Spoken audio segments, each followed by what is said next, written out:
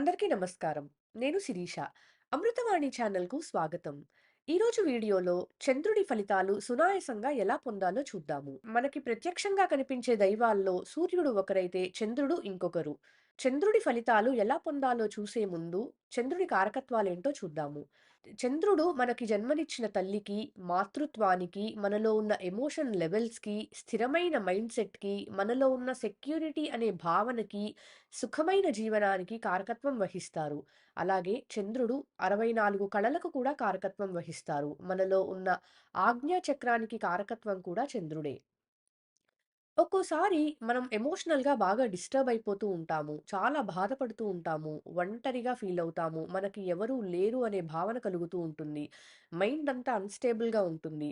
చపలచిత్తంగా ఉంటుంది. ఇంపార్టెంట్ డెసిషన్స్‌ని తీసుకోలేము. ఏ నిర్ణయానికైనా పక్క వాళ్ళ మీద ఆధారపడాల్సుంటుంది.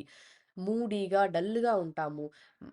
మనల్ని ఎవరు ఏమనకపోయినా మనల్నే అంటున్నారు అనే ఆలోచన ఉంటూ ఉంటుంది.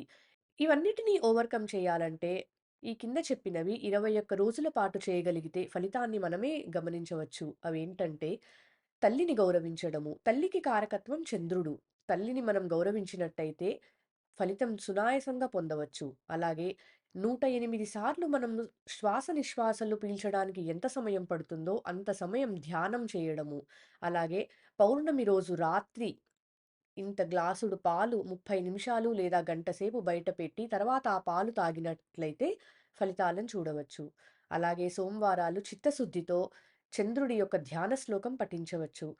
మంచినీరుకి కారకత్వం కూడా చంద్రుడే. మంచినీరు వృధా చేయకపోవడము, ఎంత అవసరమైతే అంత వాడుకోవడము గనక చేయగలిగితే చంద్రుడి ఫలితాలు సునాయాసంగా పొందవచ్చు. మరొక వీడియోలో కుజుడి ఫలితాలు ఎలా పొందాలో చూద్దాము.